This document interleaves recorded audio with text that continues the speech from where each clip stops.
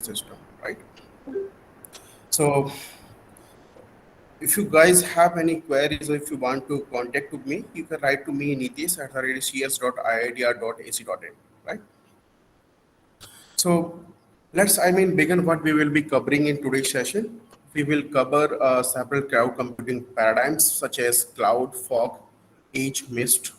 Then we will also discuss about IoT and bit introduction about Industry 4.0. Then we will see several applications. Then we will also look forward recent trends in today's era, right? So before going to further discussions, let's take a view of this an important picture, right? So this picture basically demonstrates very good relationship and differences among few technologies such as cloud, edge, and fog computing. So understand this architecture, it will help us to understand throughout the session this at the bottom layer we have set of IoT devices. So IoT devices is basically nothing. It is just to uh, basically sense some environment and transfers the data to some of the computing paradigm, right? So these IoT devices can be with respect to several applications in smart healthcare, smart home, smart cities, smart farming, and smart factory, so on, right? So see, if IoT does what it we can sense the data, and once data is sensed, then we have to transfer it to some of the computing resources. So we have several alternatives through which we can get the computations. So one of the classical, you can say, or I will not say it classical. One is very, you can say, traditional. That's called cloud. So one of the alternative is cloud that you can see in this first of the link. You have one choice that you can directly sense the data and send to the cloud server, right? Or you can say cloud data center. So, but what is the issue with this? Communication. It is having lots of delay, latency, because you do not know where is the cloud, right? Sometimes native link failure can also be there. So it is not best suited for the real-time applications. So as soon as this IoT era began up, then some other options came into the picture. So one of the option was the edge computing. So in this, sequence number two, we can realize if we add some of the computing devices near to the sensors, right? So as soon as data is being sensed and that can be computed with minimal latencies, right? So this is what we called edge computing. And another issues was there that sometimes you are not sure whether data is real time or data is non-real time. Sometimes you say that a huge amount of data is coming that is not able to processed by edge computing device in that particular real time. So you can use for computing. So for computing is bit basically having uh, more high-end computing servers in comparison to edge computing, right? So it can process more data. However, if data is mix of real time and non-real time, then some of the data can be backend by the cloud server, right? So this sequence number 3 and 4 demonstrate the fog computing scenario, right? So you can understand the difference between fog computing and edge computing scenario. Edge computing is not backend by the cloud computing or neither by fog server, right? It is having this core network. However, you can create some federated scenario for the edge computing, but it is not backend by any cloud server or any fog node. But fog computing is basically backend by the or cloud server. That's the typical difference between cloud computing and fog computing. However, fog computing and edge computing. We will also discuss more differences later on. So for the just beginning, it will be good that you can keep in mind this picture, right? So let's take quick overview of cloud computing. What is basically cloud? So see that cloud is a very big domain. It is not easily to define basically cloud. Cloud is very similar that you can understand the cloud in many scenarios. It is very similar that you might have gone through the story of five blind people are touching an elephant and they are giving it different answers, right? So cloud definition is like same edge. See, the one person who is from the computing paradigm, he is looking this cloud from the computing aspect. One is from the storage dimension, who is looking from the database perspective, and one is from management, one is from economics. So people are basically looking the cloud from the different dimensions, right? So this story is, I think it is clear if you see that similarly one blind person is touching the tongue of a elephant who is saying it is like a snack. One is touching the side.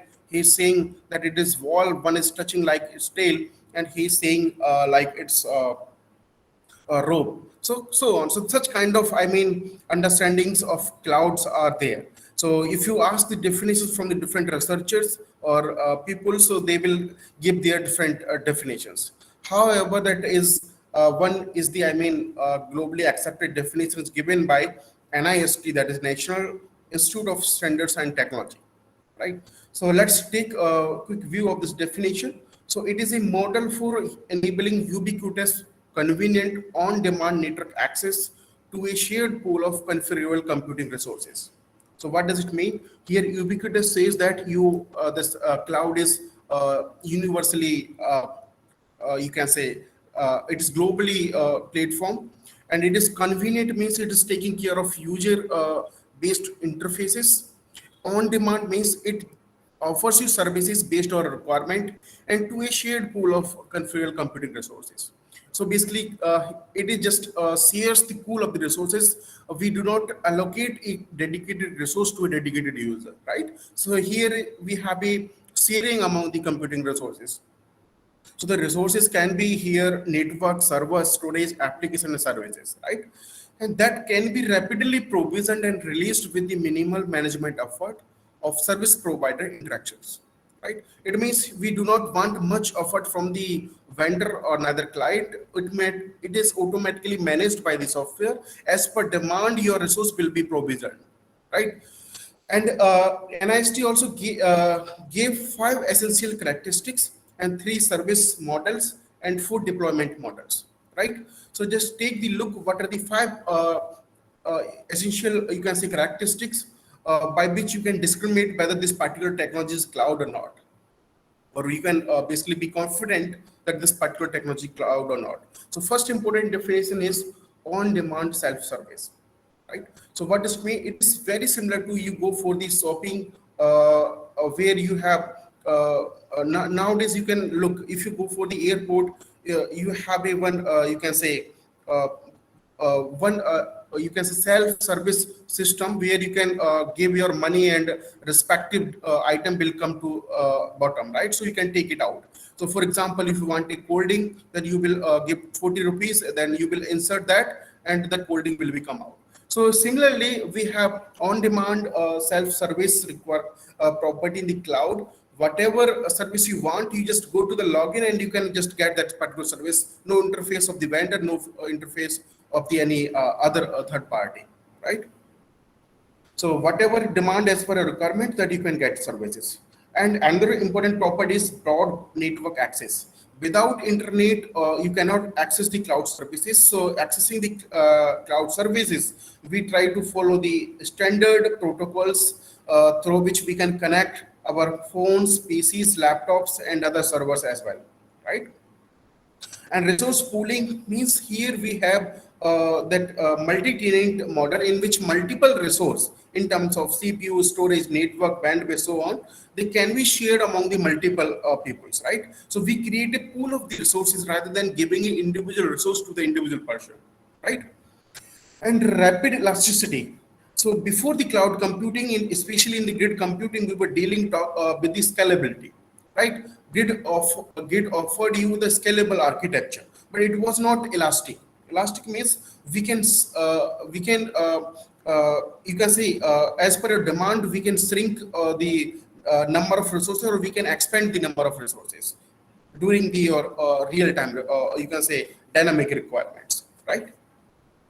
And measured services here, it is business model. So measuring the service access, it is again an important concern here. So cloud is always having good measurement and monitoring of the resources, what resource you are using.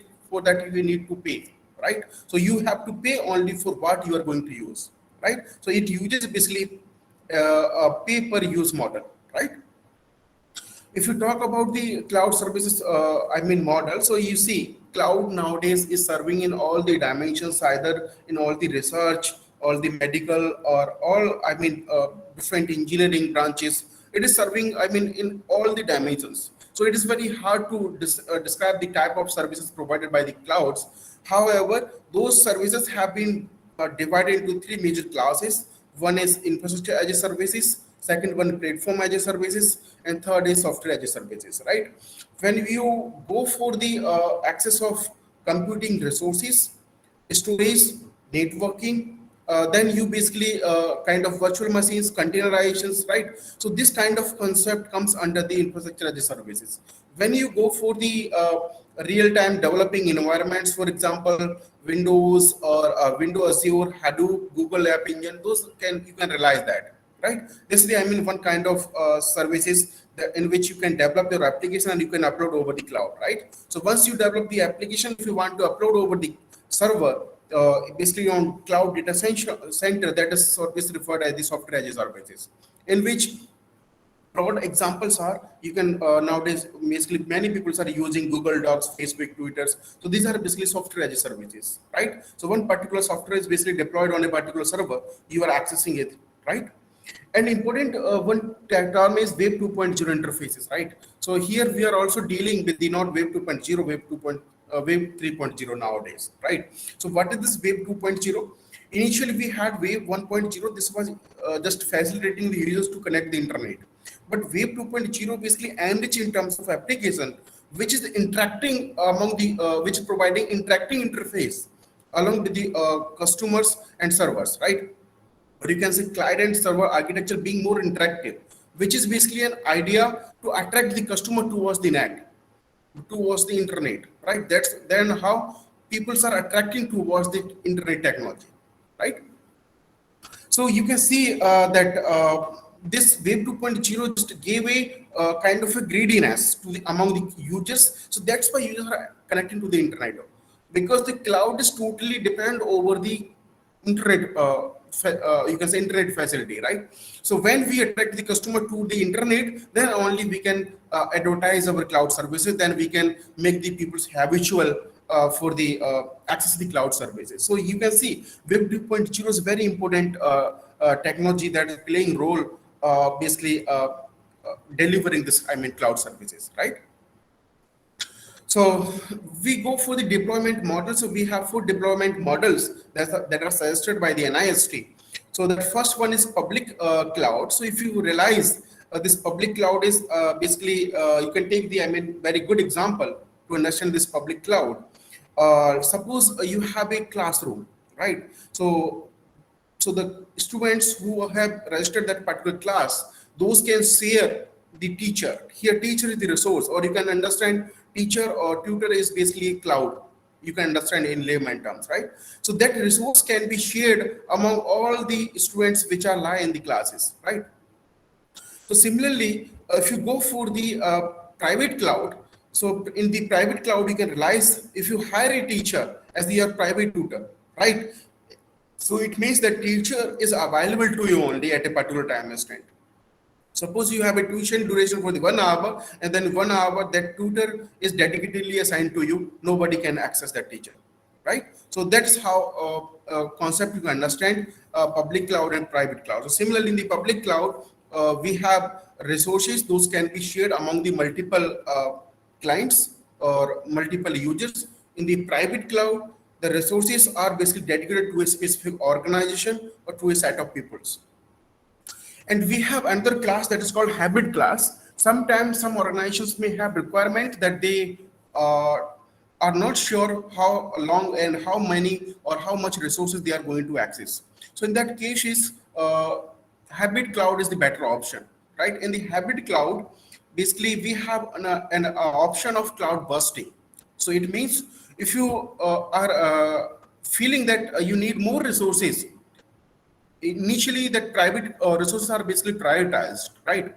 If you feel that private resources are over, now we need some public resources. At that time, cloud bursting will be activated there, and then you will be switching to access the public resources along with the private resources, right? So that is what I mean hybrid cloud. Nowadays, one important cloud is coming that is called organizational cloud, or you can say federated cloud, right? So in this kind of, I mean, cloud architecture, we can use any kind of, cloud service like public, private, and hybrid, or even we can use from the multiple vendor services from this cloud.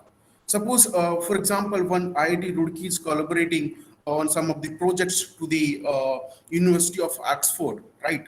And they are basically having they are basically having the availability of different service providers like Amazon, or you can say Azure or Google Cloud. So they can connect together and we can use which service provider is offering the best services to us, right? So you can say that several organizations can also be collaborate, and several service providers can also be collaborate, either using public, private, or hybrid cloud, whatever is available, right? But the idea is that you have to basically create this federated cloud, your requirement is specific. You have a certain requirement, that's requirement will be satisfied, right? So in this, you can choose the best services, whosoever is providing the best services, right? So now we let's move to fog and mist computing. So the first question is that why need the fog computing? What was the requirement of fog computing? And what was the lacking for the cloud computer? That's why we move towards the fog computing, right? So you can see in the cloud computing, transmitting and processing data requires high bandwidth when IoT comes into the picture, because IoT is producing huge amount of data. Or basically it is also dedicated for the real-time computations. So in that particular case, that or you can say that cloud service users felt a bandwidth issue, right? So that bandwidth was limited because it is using some public network via Ethernet, via the satellite. Multiple networks are used to get the services, right? For example, if you realize your cloud server is basically is in California, right? So you can realize that how what type of network we are using to reach to the California network. So there is a certain latency overheads. So because of that, your real-time application basically fails to respond in basically dedicated duration of the time, right? So that's why basically this fog computing goes around the internet, basically entirely processing the data at the local level, right? So in the fog computing, you can realize that data was supposed to be processed locally, okay? So that we could take care of this real-time applications, and we can give the best bandwidth, either connecting wireless or either connecting by the LAN networks, right? So that was the major motivation behind this fog computing, right? So let's see, understand what is basically fog computing. So fog computing places and process the data at the edge resources of the cloud, right? So you can see often on network devices, while data remains stored in the cloud, it means some computations can also be done over the fog resources, and some data which is require heavy storage, or which require huge amount of storage or heavy computation, that can be transferred to the cloud. So you can say fog is supported by the backend of the cloud. This leads to a faster processing times and fewer resource consumed, right? So it means it is basically dealing over the bandwidth concern. However, you cannot say that fog is having high-end computing resources as compared to the cloud. So cloud is having more high-end computing resources, but fog is basically faster due to local network, right? So you can realize it. Suppose you are using any desk kind of access of your system in a particular organization, and you access from remote cities, then you will be realizing how it is hanging. The same behavior you can realize in the fog computing. We provide the computation at the local level, right?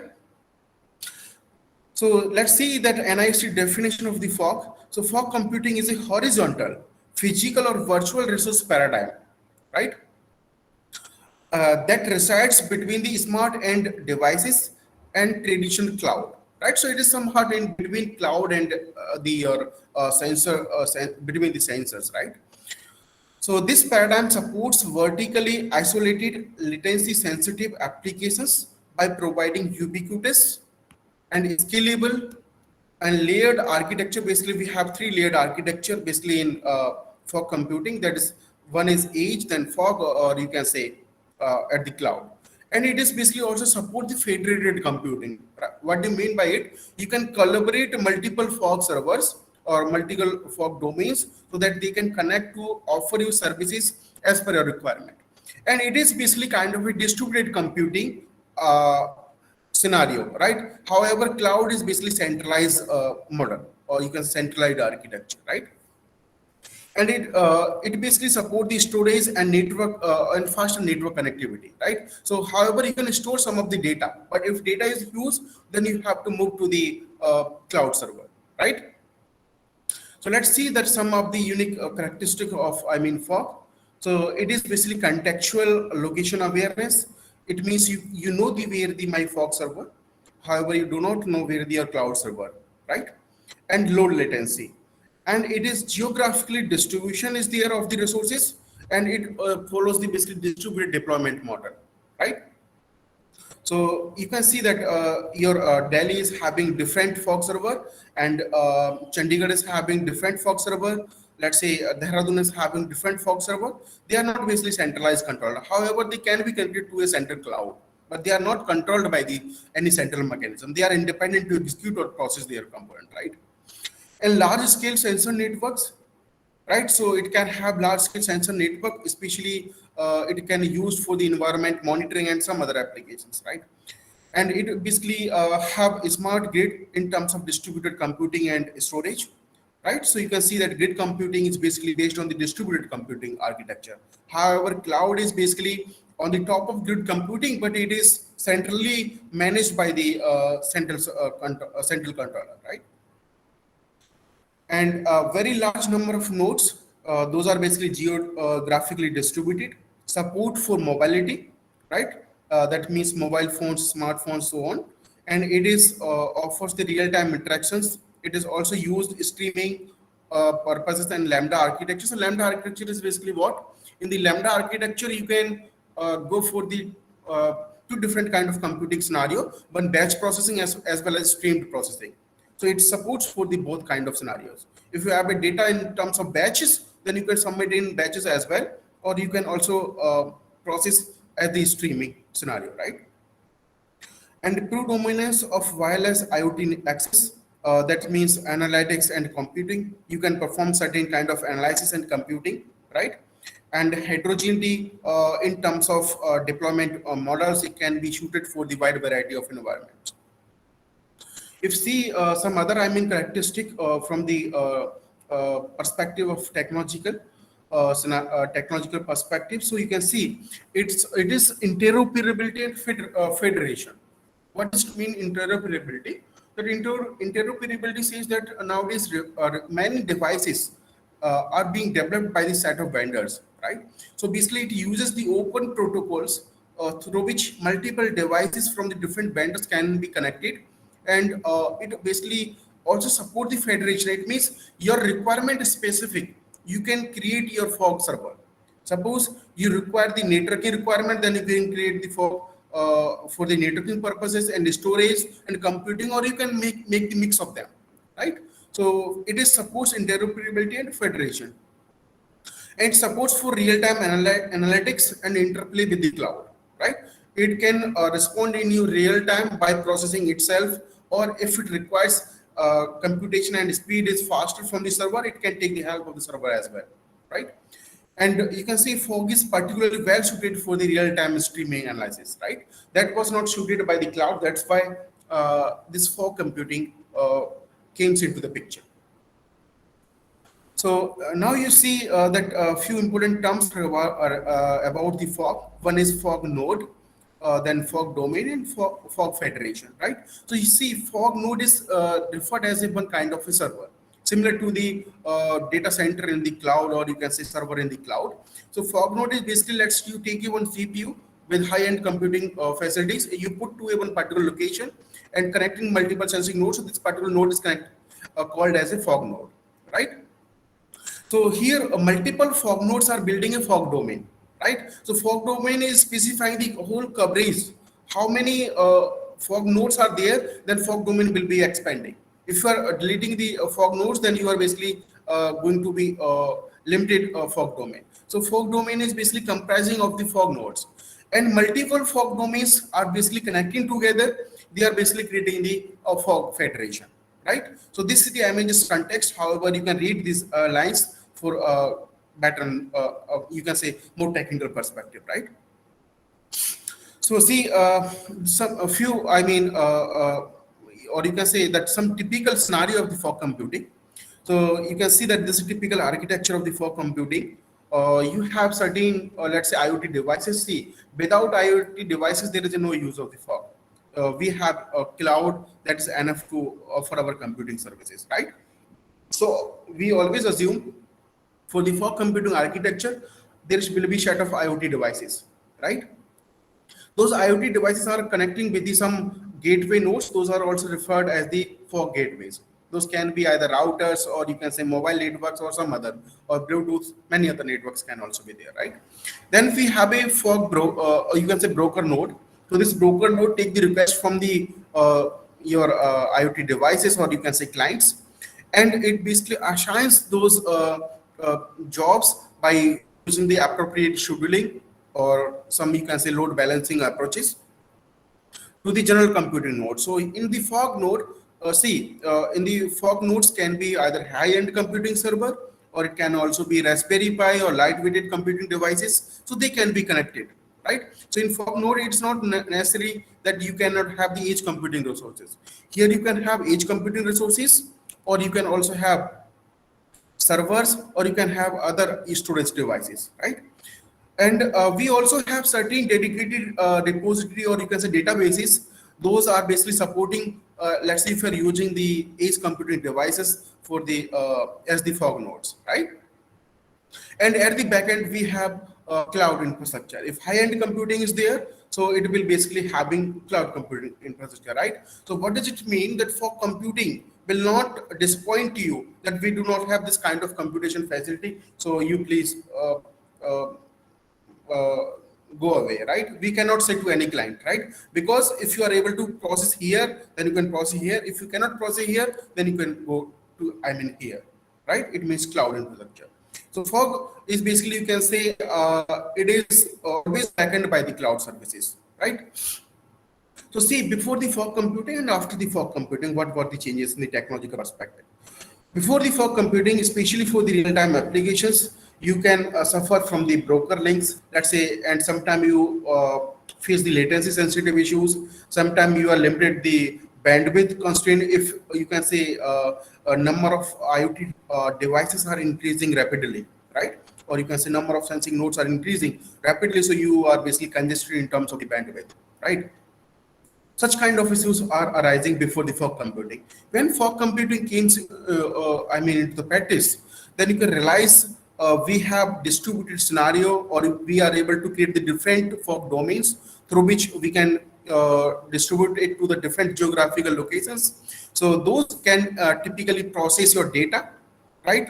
And they can take the local decisions, and it can also take care of the real-time load balancing, and it is basically offering to the local services at the different geographical locations. So we were taking over of these issues: latency sensitive, bandwidth constraint, and link broken, right? Let's say if link is broken to the cloud, but you are responding by the fog services, right? Maybe you get late, but you are not getting issue that this server is not available, right? So availability is basically increasing with the help of this architecture, right?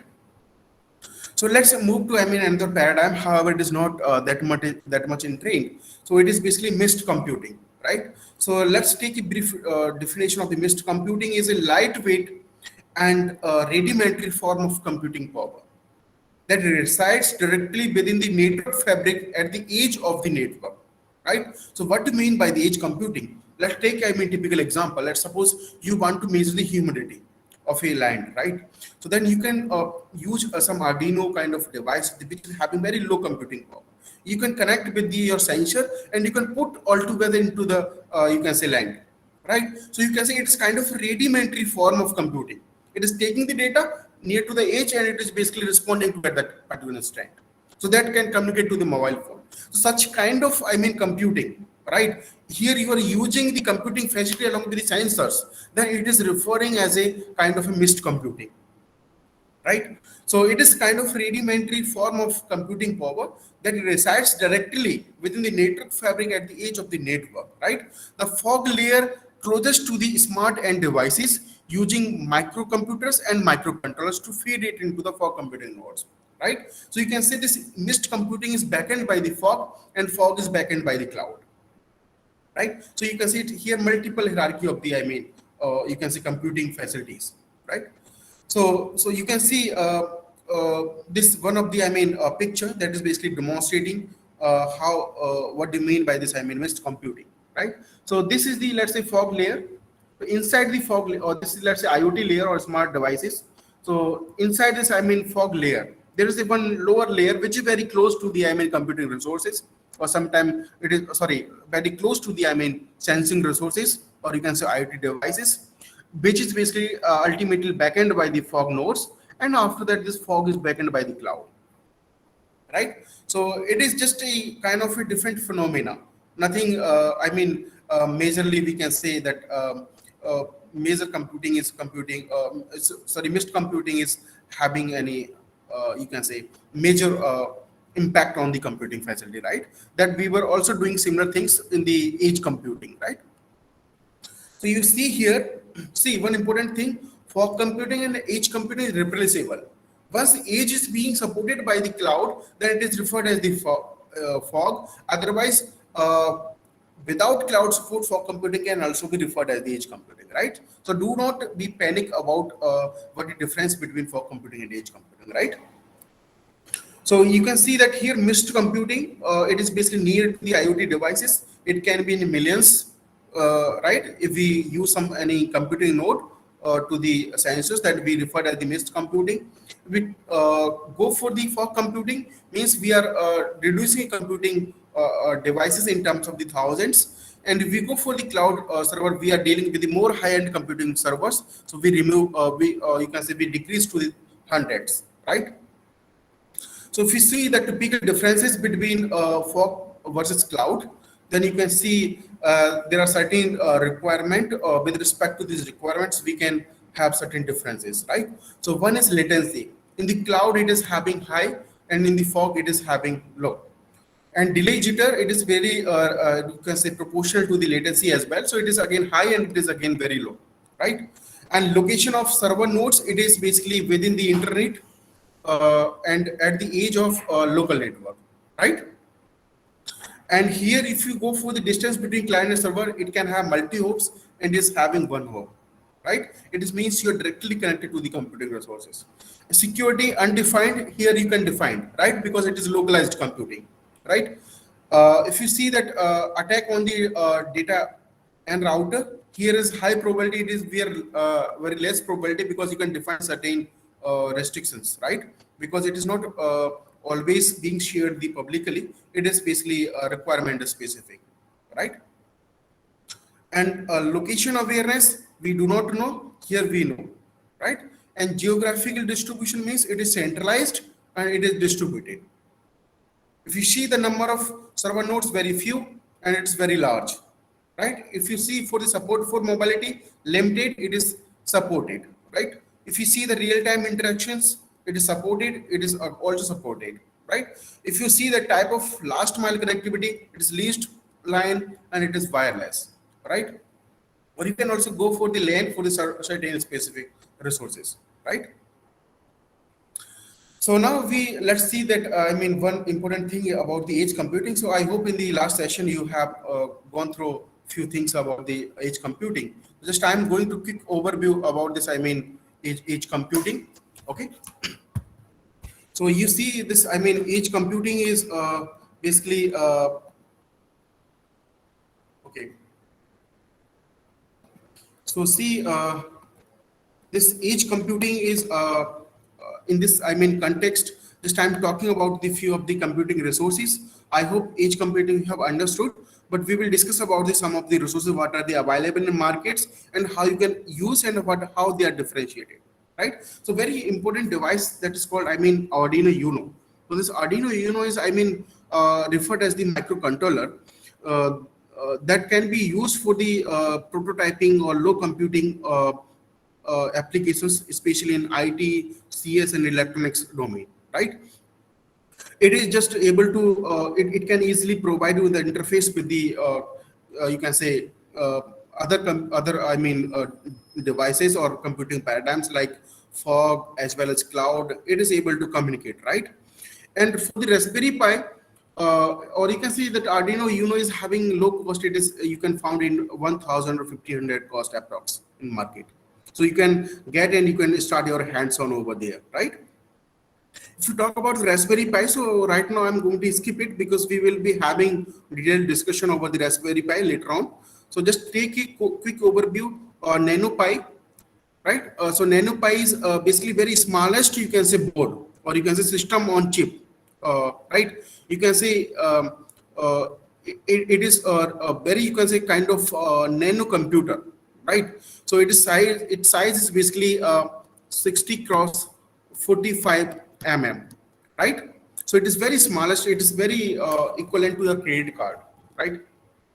So it is having good, you can say, computing resources. It is having quad core kind of computing resources. Those can run your latest operating systems, and like Ubuntu 20.04, and it can also support good connectivity with the other embedded devices and sensors. It is having GPIO pins. So we will discuss what is this GPIO pin when we will talk about the Raspberry Pi, right? So here you can have, you can say whole facilities same as on your computer devices. Like if you go for the Odroid XE4, so you can see it is having cost approx 88K, right? It is nearby. If you go for the Odroid XE4, it is, you can say, mini computer, right? It is having much computational power than the NanoPi.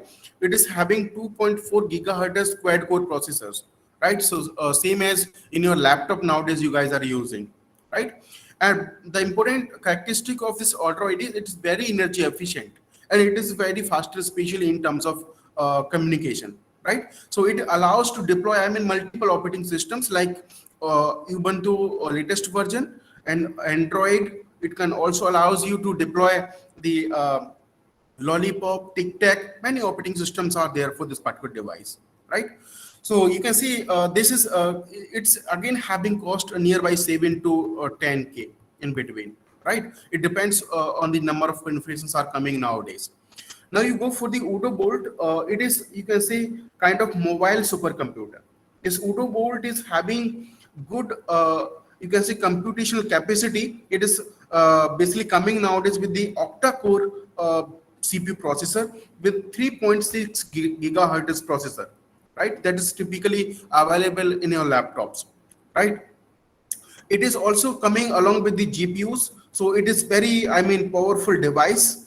Its cost is approx 35 to 40K, right? So you can see these devices can be used for any kind of AI applications, robotics, or you can say image processing, video processing. You can use in multiple dimensions, right? If you go for the NVIDIA Jetson Nano, it is a very small device. It is very, you can say, faster for the graphics kind of applications.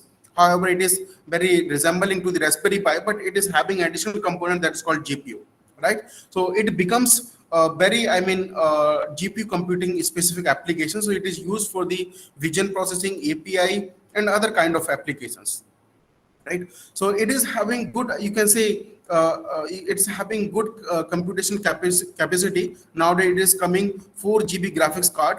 Even it is also available 8 GB, but cost is going to increase slightly, right? So 4 GB graphics card, if you search for the Amazon, it is giving you cost approx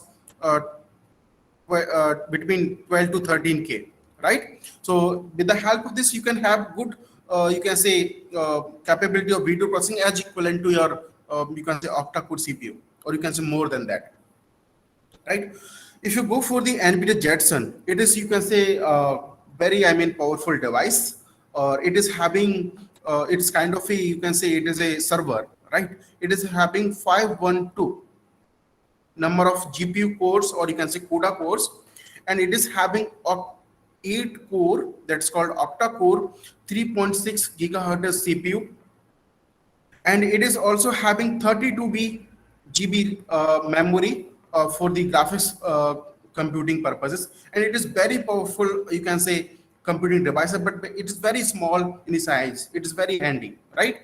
So you can see its cost come 1 lakh to between 1 lakh 20, 1.2 lakh, right?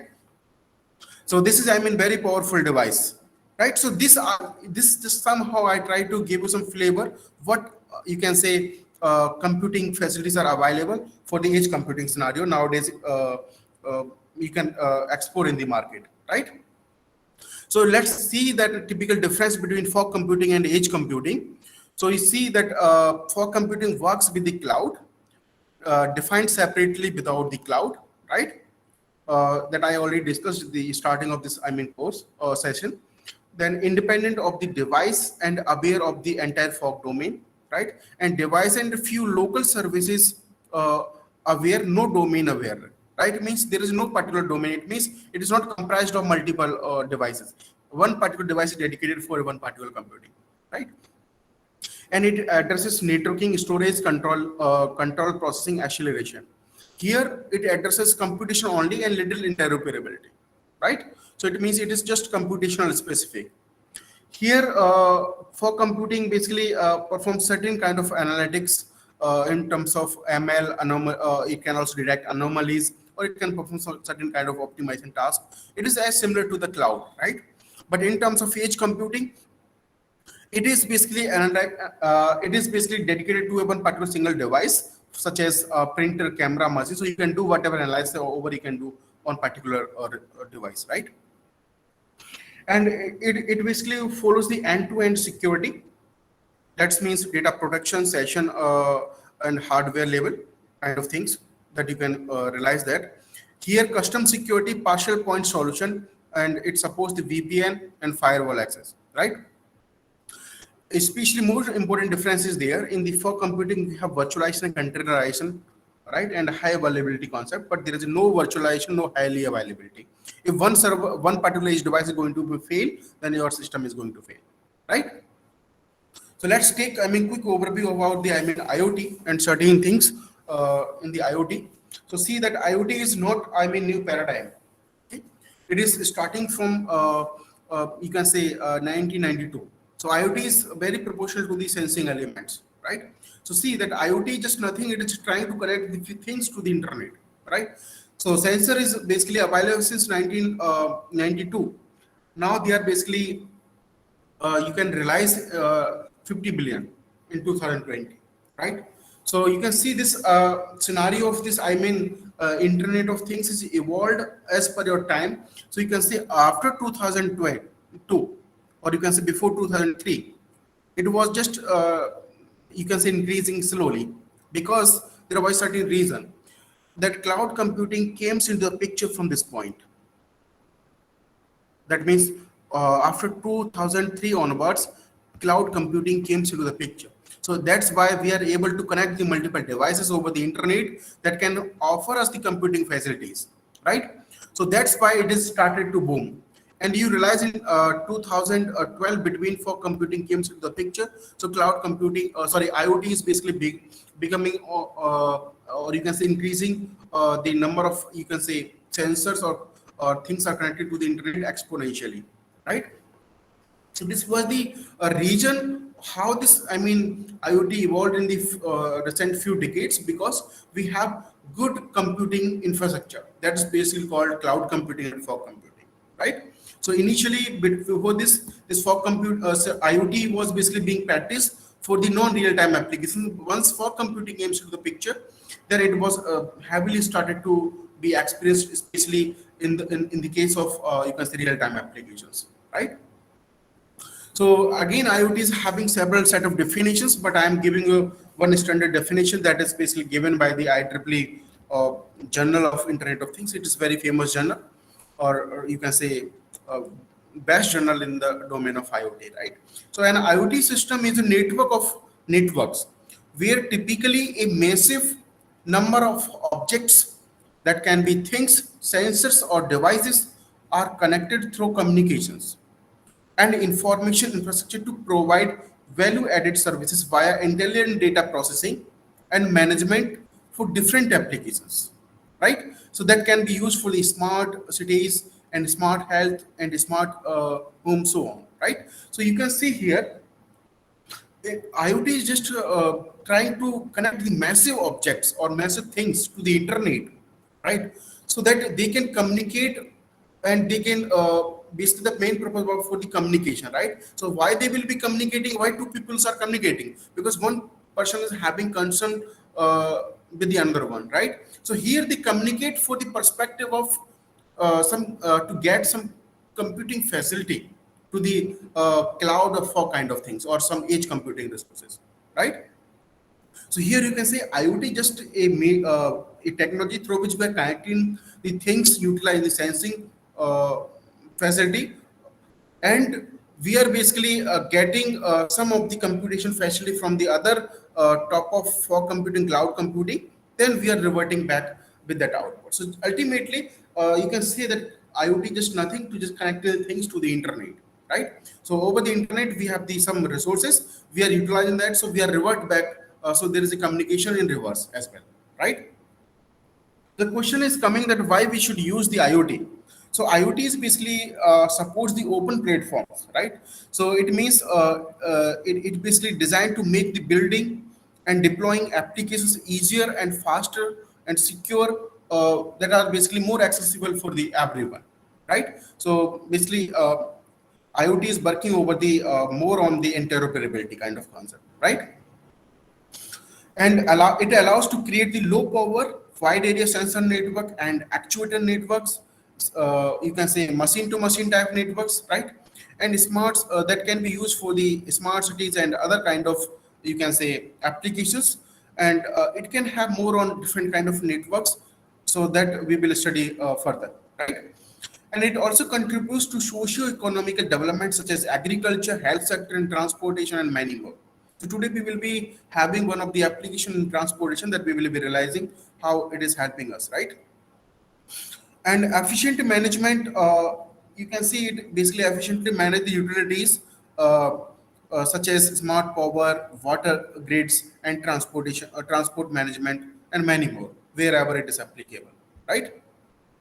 If we see the important characteristic of IoT, then you can realize it is low cost, low power, long battery duration, high number of connections, different bitrate requirement, long reach, low processing capacity, low storage capacity, and small size devices. And you can say simple network architecture and protocols. Those are widely accepted by the different vendors, or you can say which are more interoperable, right?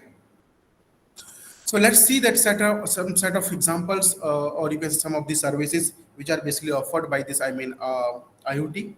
So you can see even nowadays IoT is being around the all the applications whichever you can imagine, right? So you can see that a smart city, sorry, you can see that a smart world, which is basically driven by the IoT. It means you can use all the dimensions. You can use the IoT in all the dimensions, like smart homes, healthcare, smart cities, retail, connected cars, smart transportation, logistic and supply chain, smart agriculture, industry 4.0, many more. Nowadays, new applications are coming. It is also being practiced there. You can see nowadays IoT and healthcare. So healthcare is very, I mean, you can say very being practiced. Even most of the humans are nowadays wearing the smart watches. Now you can have remote health monitoring facilities. You can do the ECG. You can measure the blood pressure, body temperature, oxygen saturation with the help of IoT devices, right? And you can also do you can also utilize this in some of the, I mean, health management systems like rehabilitation, medication, and wheelchairs, and you can say operation theater, right? You can see that blinking of the light, so on, right? So IoT is being practiced nowadays. It is having different, you can say, terminologies that you can realize. One can understand the Internet of underwater of things, right? If you are using the IoT facilities inside your water, or you are performing some useful task related to your any applications which are runnable in water, then you can refer this technology Internet of underwater of things, right? Similarly, you can also refer as Internet of Underground Things. Nowadays, it is also being used for the land monitoring, moisures, and some other applications, right? So you can realize that such kind of applications are also being served as the internet of underground things, right?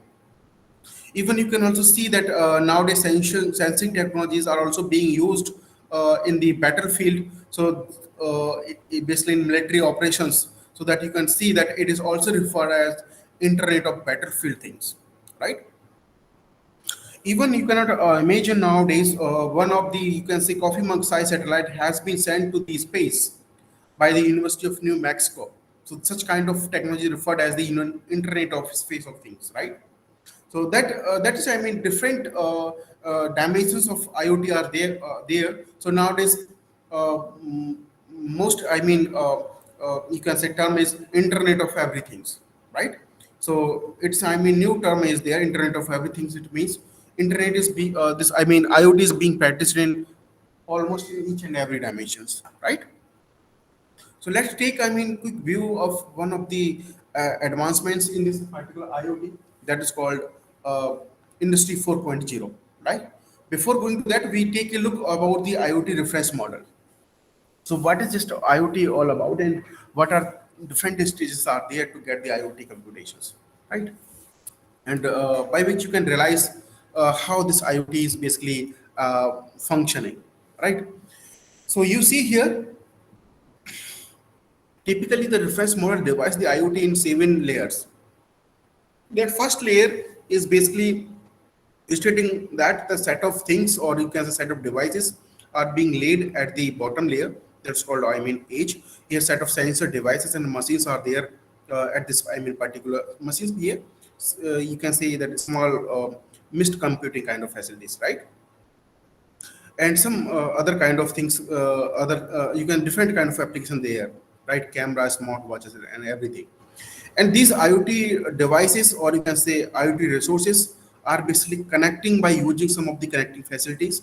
We have set of technology to connect, like Bluetooth, Zigbee, LoRa, and many things, so that we will discuss about it, right? They are basically connecting to the another label that's called edge computing, right?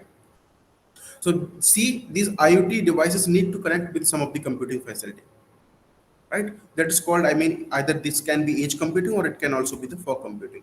Here you can see that fog and edge are replaceable. If you need to have only simple computing, then you can replace this by edge computing. Or if you need some more things by having more computation facilities, then you can switch to the, I mean, fog computing, right? So once these devices produce some data, the device needs to connect to some of the computing resources via some network connections. So once this, I mean, data is there to this, I mean, computer resource, so the data is being processed, and it can also be shaped in, I mean, fog server, or either you can say some upper hierarchy can be transferred further on, right? So here you can say data accumulation, that's called storage, right? After processing, certain things we need to store, right? And after that we have another layer over which we try to perform certain you can say analysis and statistical analysis over this particular data. So for that purpose we can take the help of some let's say other reports, previous reports, or you can say histories, or you can say some side data from other you can say devices. It depends on what kind of computation is there, right? So this is, I mean, this can also be done over the cloud server. It is not limited over the fog server as well. So it can also do for this utilize even fog server or either cloud server. It depends on your I mean capability of computing resources over which you are operating. So after this stage you go for the something, I mean some knowledge that can be transferred to in a business process or some business logic. That's moved to, I mean, typically an application, right? That can be used for some you can say output oriented you can say any kind of application wherever it is being placed, right? So here you can see the typical scenario. Let me brief it out. We start from deploying the IoT devices to coming this, I mean, data in the form of knowledge, right? So for this, I mean, converting the sense data into the knowledge, we have several stages through which we have to go, right? So that finally that knowledge is being used for different disseminations, right? either it is, let's say, smartwatch, it will be transferred to the user that your heartbeat is low and low and high, whatever. And if it is, let's say, agriculture, that will be transferred to the farmers or some decision making entities, right? So such kind of things will be taken care. But important thing is here to understand, this is dividing in the two component at this layer. So here data is in the motion, and after the data is in the rest. So when data is in the rest, it is basically being once data is in rest, it means we are performing some analytical kind of operations. When data is basically in motion, then we are basically trying to reach out this data to a particular place where it can be analyzed, right? So this is, I mean, somewhat, you can get an idea what is, I mean, IoT reference model. However, IoT just, we define IoT with this only, the connecting the things to the network. But why we are connecting, we have certain objectives. For that, we have to use this whole reference model, right? Because when we are connecting the IoT, we need certain computations, right? So one, I mean, important, you can say, domain nowadays that has been evolved, that's called Industry 4.0. So in the Industry 4.0, I will not talk about this, I mean, traditional variants of Industry 1.0, 2.0, 3.0. You must be aware about it. So what is now Industry 4.0? In the Industry 4.0, we are dealing with the two things. One is called IT and OT. So IT is basically information technology, and OT is basically operation technology, right? So in the Industry 4.0, information technology supports the set of connections to the internet along with the related data and technology systems, and is basically focused on secure flow across the secure flow of the data across, and you can say different organizations, right? So it means here there are two things. One is IT. IT is basically helping us to connect the things to the internet, right? And another one is operational technology. So operational technology responsible that it basically monitors and controls the devices and process on the physical operation system, right? So that can be assembly lines, utility distribution networks, and production facility, and roadway system, so on, right? So what does it mean? When IoT is empowered by the AI, that is referred as the Industry 4.0.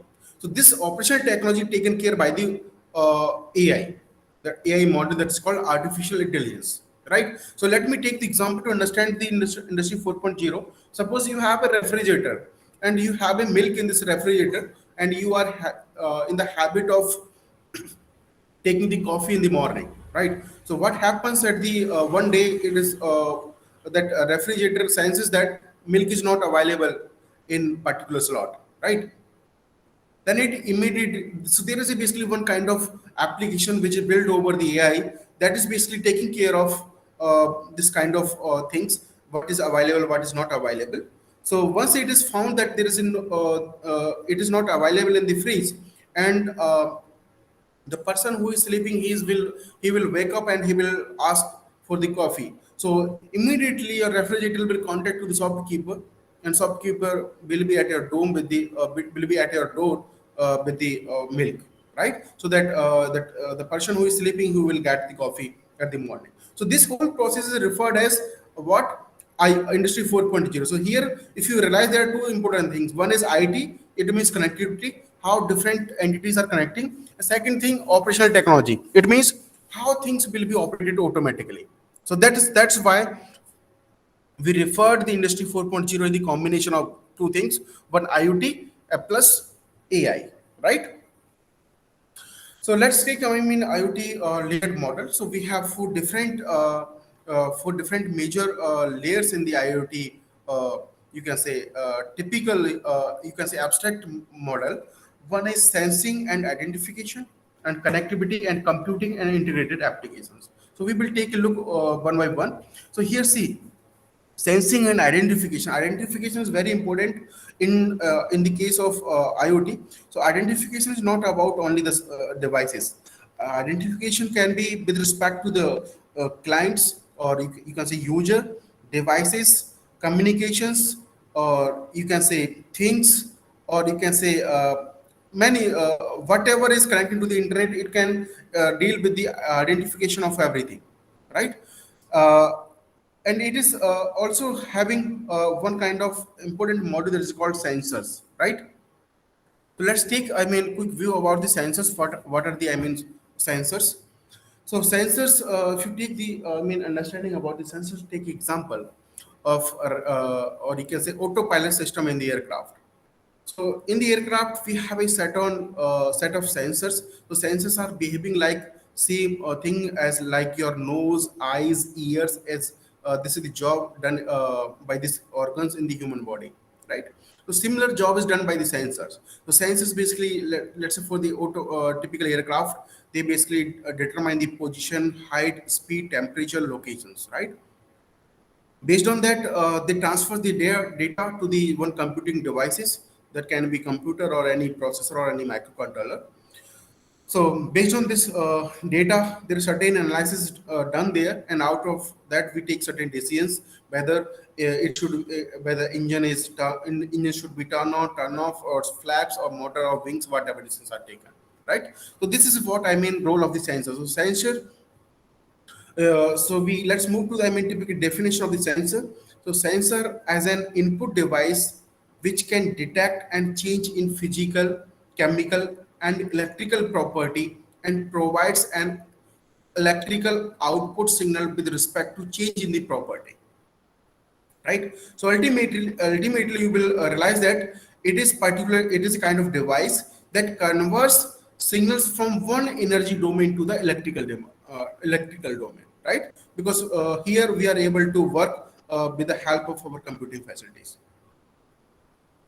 So what do we term by the input device? So you can see here it is sensors are working as an input to to a particular system. So here you can see that input sensor is always treated as the input device, because without, I mean, computational facility it is nothing, right? So wherever the sensor, then computing facility will always be there, right? Such as processor or microprocessor. That's why it is referred as the input device only, right? So nowadays in market, lots of sensors are available for the different applications. You first find your application and start prototyping. Such sensors can be like temperature sensor, proximity sensor, accelerator, IR sensors. So there are many more available nowadays market, right? So based on your applications, you can go through and you can start, I mean, prototyping using any edge computing device as well the sensors, right? To see some, I mean, important thing that's called connectivity. So connectivity is, I mean, very important requirement in the IoT. So here we have two basically available lists. One is unlicensed spectrum and one is licensed spectrum. Further, these are divided into two further classes. One is called low power area network and low power wide area network, right? So that we will discuss further, that what are the other options available typically at the users level. So you can see that unlicensed LPLA is also there, and unlicensed LPWA is also there, and even you can also utilize the satellite for the certain applications, right? Wherever this licensed or unlicensed you can say facilities are not there.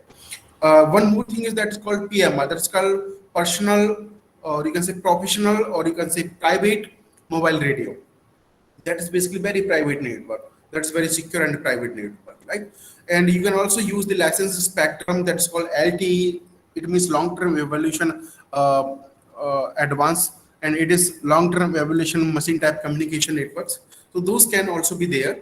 Similarly, you can also use licensed spectrum, narrowband spectrum, right? So that can be GSM and NB-IoT. That's narrowband IoT network. So that we can see that what are, I mean, typical facilities available for the IoT. Those lie in basically in this particular categories, right? So you can see here we have certain options nowadays for connecting our devices to the internet. So if you go for the long range, then we have three more dominant. However, there are lots of technologies are there for the connecting, but in the long range there are three dominant technology. One is LoRa, one is Sigfox. However, you use 4G and 5G, so on. But another important thing is NB-IoT. So Sigfox is basically Sigfox is you can say very long range, offers a very long range facility. It can be deployed in 10 kilometers to 40 kilometer range, It depends on whether you are implementing remote areas or as well as rural areas, right? And it is having your bit rate approx 100 bits, you can say 100 bits per second, and it is having uh, uh, you can say bandwidth of 100 hertz only, right? If you go for this, LoRa, then LoRa is basically much faster. Its range is basically 10 to 20 kilometer, right? It is very famous nowadays. It can be depending on whether you are deploying over rural areas or remote areas, right? 10 to 20 kilometer, and it is having bit rate approx 50 kbps, okay, and it is having you can say bandwidth of approx you can say uh, sorry, bit rate is having approx 150 kbps, and it is having bandwidth of approx 50 kHz, right? Similarly, if you go for this, NB IoT, it is having range of 1 to 10 kilometer, and it is having very high bit rate, that's means 2 kbps, right? And it is also having you can say high bandwidth, that is called 200 k bits per second, right? Similarly, if you go for the short range kind of communication facility for the IoT, that is Zigbee and CRAD and JetWave, these are three famous technologies. Those are basically having less than 100-meter ranges, right? And further, for you want to communicate some, let's say, you can say lower range, more lower range, you can use Bluetooth and NFC. It is also having communication bandwidth approx 80 meters, right? So you can see that it is having communication range approx 80 meters. Further, you can see this, typical scenario. All those things are ultimately connected to the one particular network that's called, cloud.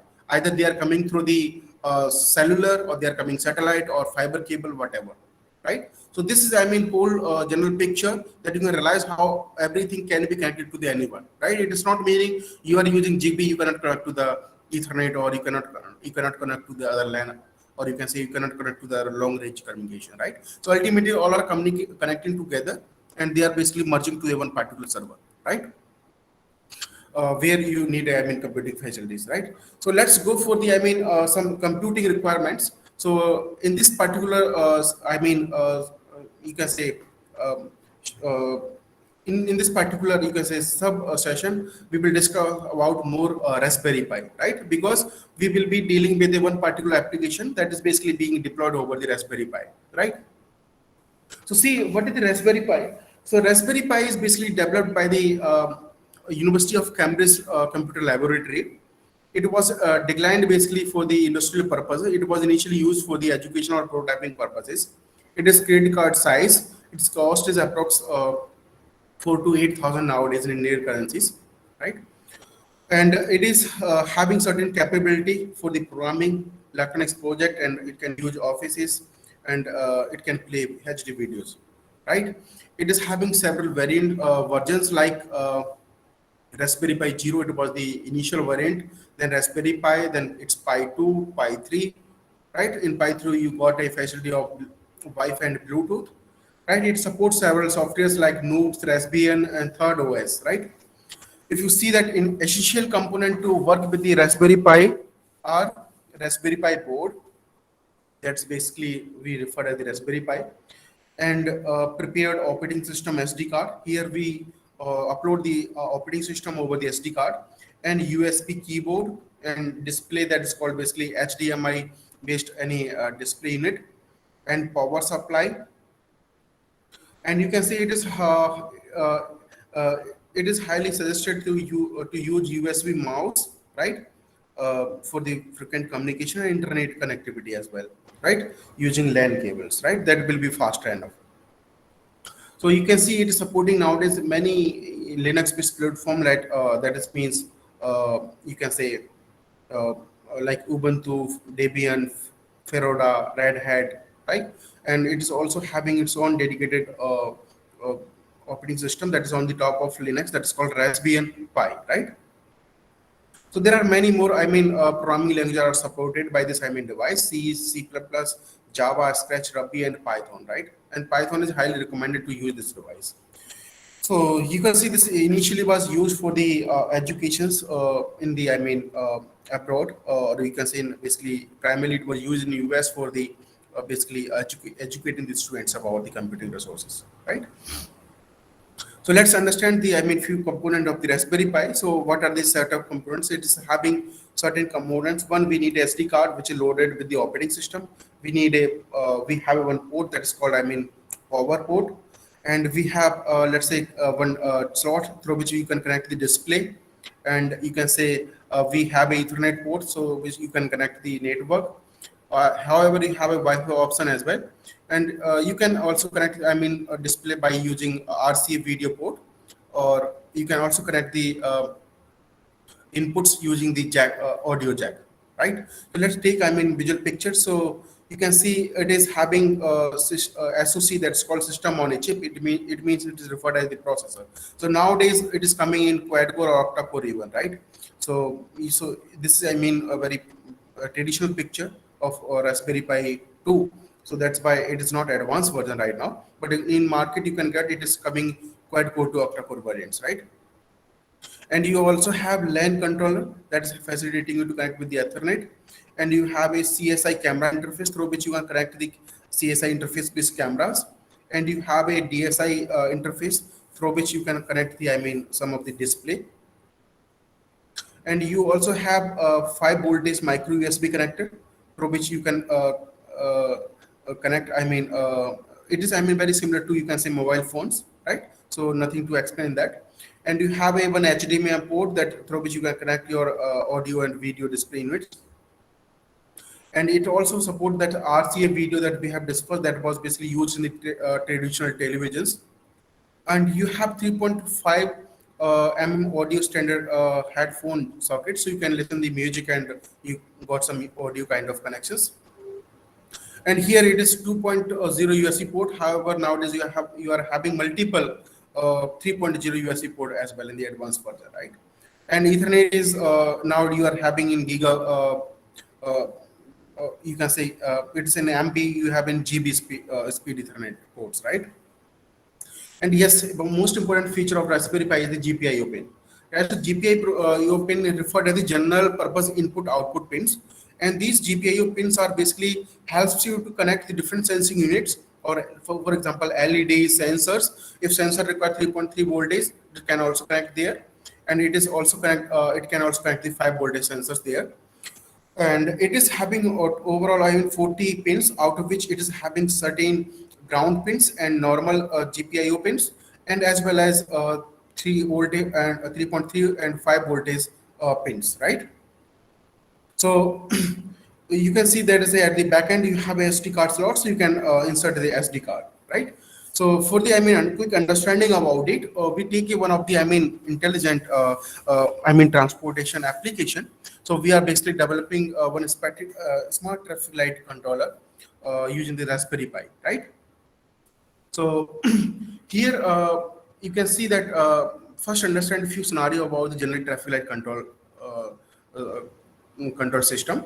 So you can see traffic light. I hope everyone knows that traffic light control generates 3 signals, namely red, green, and yellow. One traffic light is not sufficient to control the vehicles when inflow of the vehicles is from multiple directions, right? Because people are surrounding that traffic light controller. So multiple traffic lights work in synchronization at each intersection to manage the traffic flow from the multiple directions. So that's why we need to multiple LED lights, right? And at the traffic light junctions, the traffic lights keep changing in such a way that there is the non-conflicting flow of the traffic in multiple directions. Otherwise, accident will be take place there, right? So, and another thing you can see that phase duration represents the time interval of staying at one particular signal. That's the green, red, yellow, right? So you can say all phases are basically red in a one particular cycle. First, one side will get green chance, then another. So it's a cyclic fashion, right? So suppose if any intersection encounters the red traffic signal, no vehicles is allowed to pass. And on the end, contrary, then when signal is green, you can pass the set of vehicles, right? So that our objective for this, project is to determine the effective traffic on the roads and making quick and smooth traffic flow scheduling decisions intelligently at the traffic light intersections, right? To minimize vehicle time, queue length, average waiting time, and carbon emission. However, it is not true for the battery electric vehicles, and fuel cost and collisions and traffic related casualties, and to maximize the throughput and traffic flow speed, right? So this problem is very complex due to the heterogeneity among the vehicles and emergency or priority vehicles, and even heterogeneity in the infrastructure and real-time communication and processing, dense network of traffic light junctions in the city, and uncertainty of that traffic dynamics, right? So suppose this is the one of the project that we it is going to be implemented at the IIT Roorkee. That is basically sanctioned by DST. So you can see that I will explain the one module. However, this project is being implemented in multiple modules, right? So, so suppose the traffic, scenario, what we are going to do. First, we will take the data from the different, you can say, uh, road lanes by deploying this on certain cameras or sensors, right? And this data will be going to a one particular device that's called Raspberry Pi, which is acting as a controller, which is deploying our proposed algorithms, right?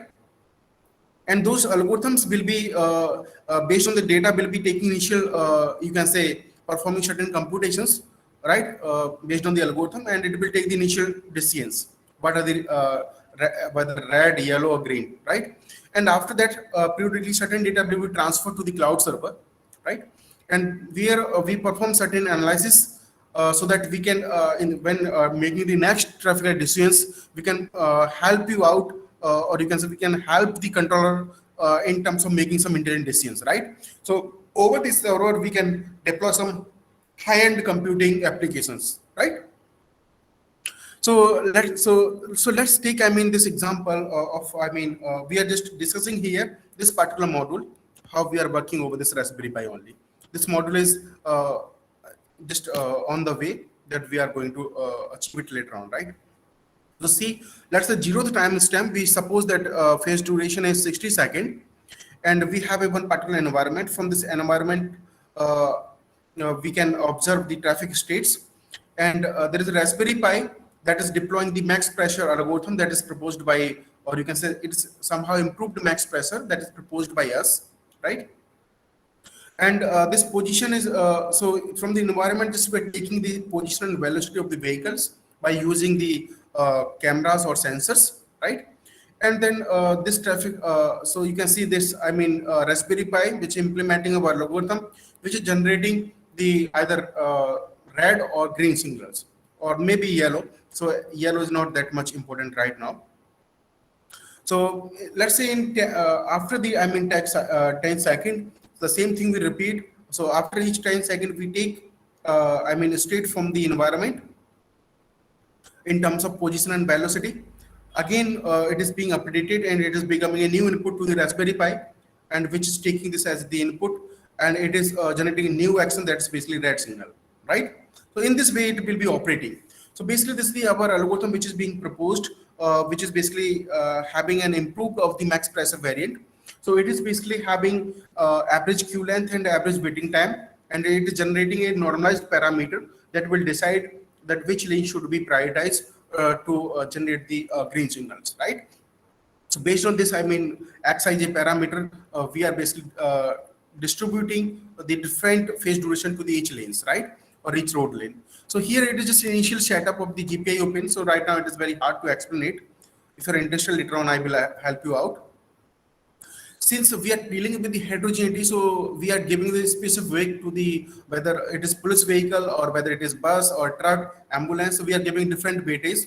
So based on that, we can take the effective load rather than simply counting the number of vehicles over the road lanes, right?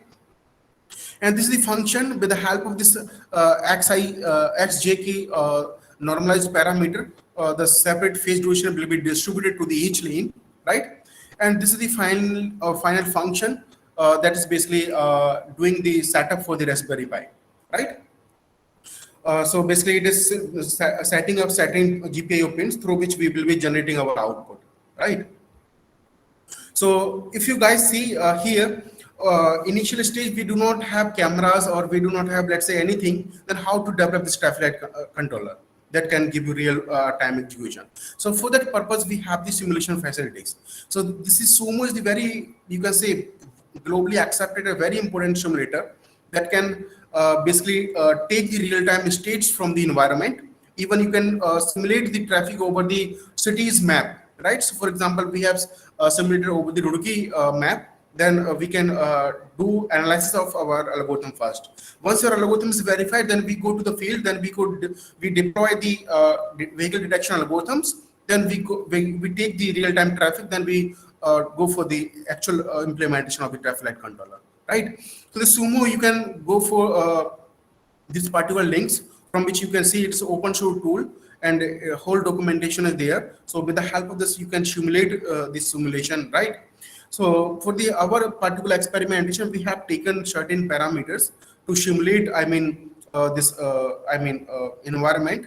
However, we take our Roorkee city map to simulate, right? So first you can see that when we develop the max pressure based traffic light controller and fixed time traffic light controller, then we can see how it is basically differentiating what is the important. So I have prepared 2 videos so you guys can realize, right?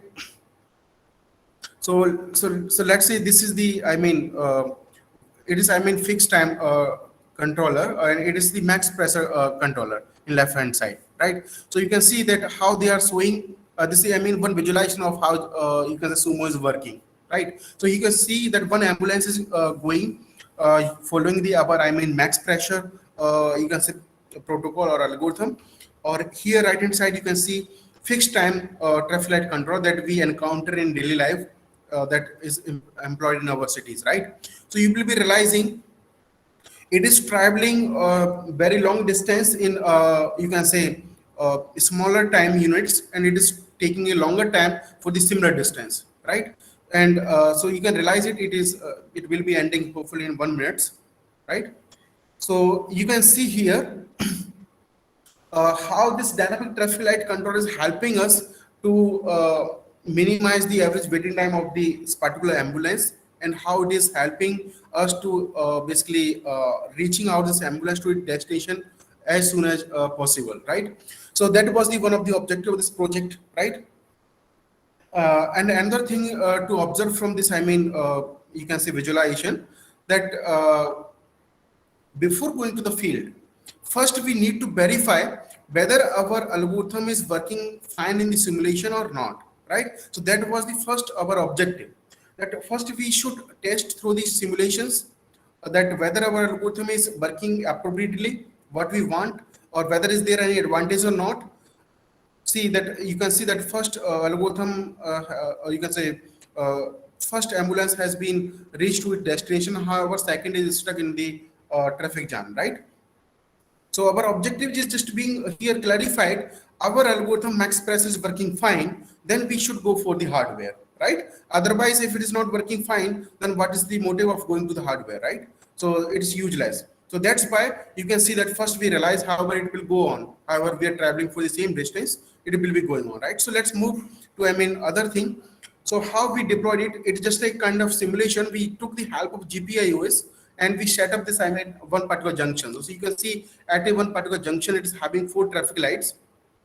So we have taken the 4 traffic lights, and the right hand side you can see we are taking the input data from that particular simulation, and we are basically simulating a one particular junction over this Raspberry Pi. So through which you can see that it is working in the same behavior, same as it is done in the simulation, right? So as soon as this red, yellow, green is being changed in the simulation with the help of our proposed algorithm, in the same fashion you will be realizing this hardware is also changing its units, right? So now we will go to the second phase. Once it is verified, we will go to deploy the cameras and develop the vehicle counter. Then we will take the directly data from the vehicle counter rather than this particular simulation, right?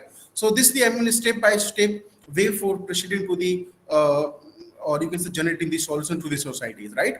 So here you can see that each computing device is very sufficient to process our compute intensive algorithm or generating the signal as well, right? Or even this it is also able to interface with the different simulations which are running over the PCs and somewhere else, right?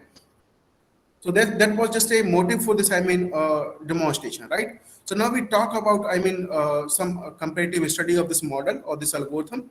We did, we also implemented a set of algorithms. This blue one is the quantumized max pressure controller, that is BICUS. You can see it is optimizing or minimize the waiting time as well as the throughput, and you can say average queue length, as well as it is maximize the average speed, right? And it is basically enhancing the throughput of the junction, right? So that you can realize from this picture. So then now it is we are free that, or we are basically from the simulation component, now we can move to hardware, right? Right, so you can see that what are the new trends where you can look forward. So if you see in the Internet of Things over the 2016, that you can realize this picture, I cannot explain it, how many number of uh, technical industries are participating to develop set of personal home vehicles and enterprise and industrial Internet of kind of things, right? They are developing the different applications, different platforms, related services, and different hardware, software, connectivity. So you can see multiple service providers, or you can say multiple companies are nowadays participating for the IoT kind of things, right? They are basically participating what service they can deliver to the society, right? If you see that, if you see in the numbers how this trend is increasing, in 2015 260 companies were participating. In 2016 360 companies are there. In 2017 450. In 2019 660 companies are there. Even in 2021 you will be realizing it may be some factor of COVID, many more companies are participating, right? Similarly, you can see that what particular domain is influencing the IoT.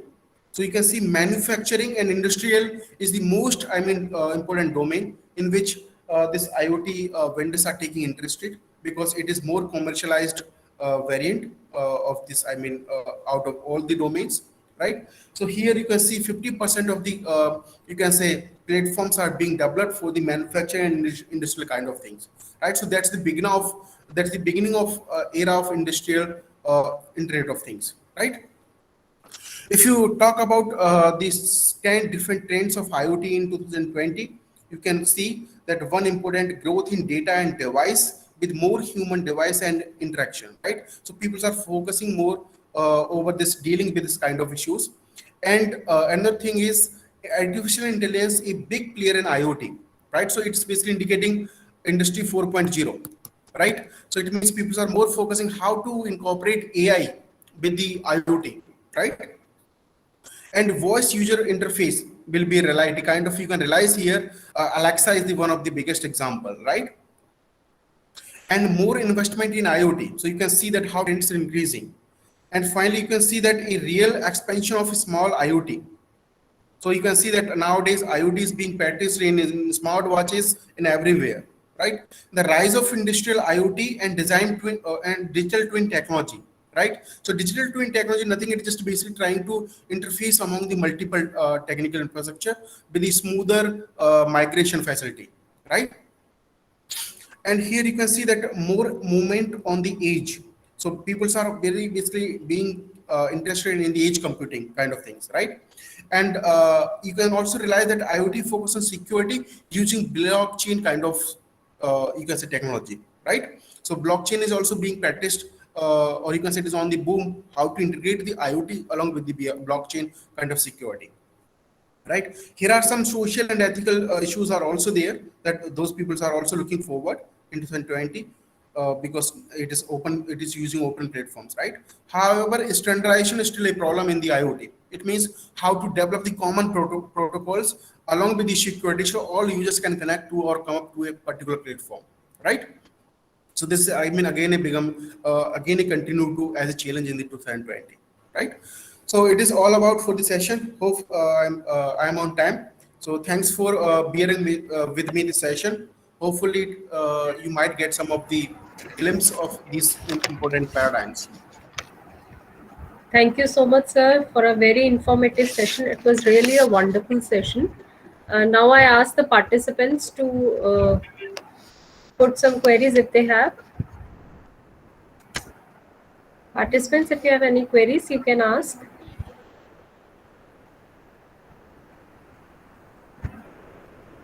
Madam, actually, as of now, we don't have any queries, but as sir says that he can share the mail ID, we can write as our queries. Mail ID of the sir, Dr. Neetesh. Yes, so you guys can have mail ID over my website as well, or you can also. Can you, sir, just type in that chat window? Chat box. Yeah. Yes, so you have writing query in the chat box, right? Oh, No, no, you he can is see now. asking your mail ID to write in the chat box. Okay, so you can see, I think it Yeah, is, I I can think, see. visible. I'm just Yeah, typing. it's visible on the slide itself. Yeah, it's visible now. Yeah, just hold this. So one of the participant is asking the difference between edge server and fog server. What is difference between? Edge server and fog server. See, fog and edge. See, edge is not a server, basically. First thing should be clear. Edge is just a computing facility that you are shifting to the near edge. However, nowadays we have high-end computing devices. Those are edge computing devices. For example, I have given you the example of Udobolt, right? So that can be deployed to the edge, which can be treated as a you can say mini server, right? So difference between fog server and edge server is, in your terms, can be that fog is always backend by the cloud. Let's say if your computing is exceeding, okay, then a particular limit, then edge computing will not be able to answer in the real time. But fog computing can take the help of cloud server that can respond to you in the real time. Let's say if you're a low computing, then your edge computing is sufficient to respond to you in the real time. So you can say edge computing is typically not backend by the any cloud server, and there is no virtualization concept. You do not offer the services in terms of the VMs. However, in fog, you access the services, or you can say computing services in the form of virtual machines, right? Which is typically backend by the cloud server.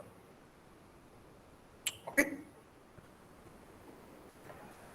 Sir, one quick question. For the resource management perspective, um, in future, uh, can we go for merging these two, edge and fog? Merging for. For the resource management perspective, Mm-hmm. can we merge these two like edge and fog both? Integrate. See, see Yes. that picture I have already cleared it. You are nowadays also using edge computing resources inside the fog as well, Mm, right? You are also using edge computing resources inside the fog, but that domain will typically referred as the fog domain. It is just a game of terminology.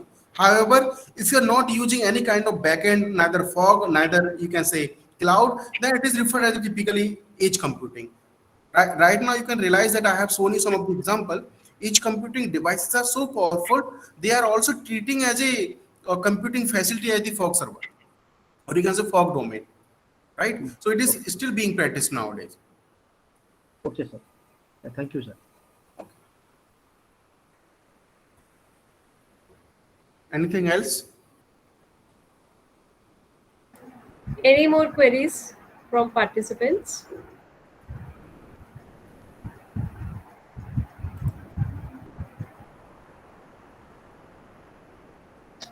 So I think there are no more queries. So we can wind up the session. Thank you so much, sir, for sparing your valuable time for the session. Thank you all the participants. Now we'll meet again at 2:30 for the next session. Thank you, sir. Thank you. Bye. Thank you, sir.